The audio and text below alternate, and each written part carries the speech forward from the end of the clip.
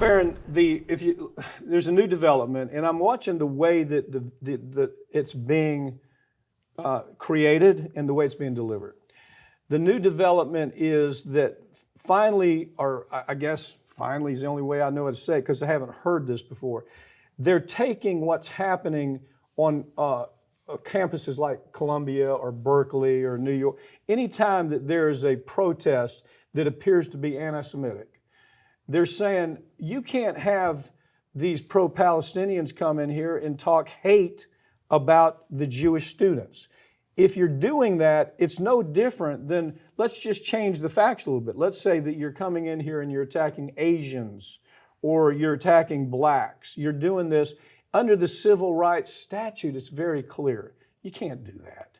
And as a matter of fact, the government is saying we're going to take your money away if you engage in these civil rights issues. What's your thought on this? Well, the issue I have is that, one, is there any evidence to suggest that any college, any actual university, the president, the dean, everybody involved, actively sponsored one of these, right? I mean, is the college actively sponsoring these so-called, anti-Semitic protests? From what I've seen, that doesn't exist. Well, early on there was a couple of professors that came out and said, I don't know, you can't say they were sponsoring anything. Well, right. So, I mean, if it's not the university actively putting it on, then their funding should not be at risk from this. Secondly, as we have seen, every pro-Palestinian protest has been labeled anti-Semitic.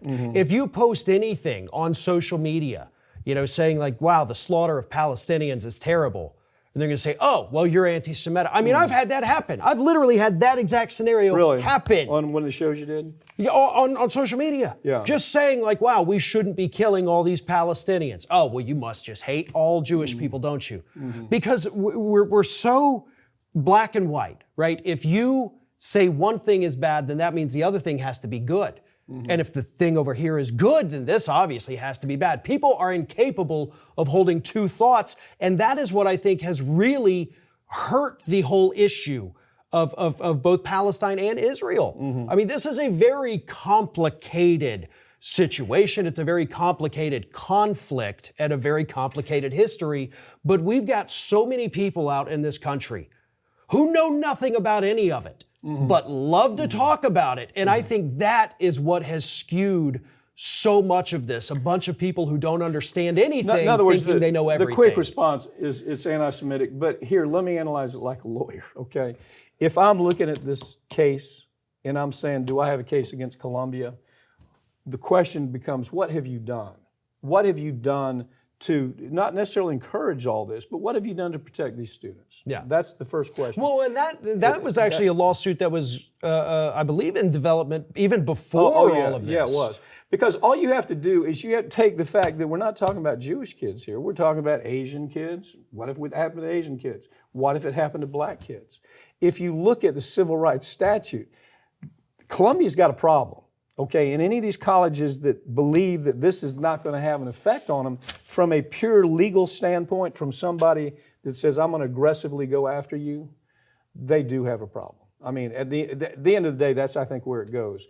But I get what you're saying. Just because you throw Palestinian in and you say they're protesting from a Palestinian position, all of a sudden your position is, well, that automatically becomes anti-Semitic.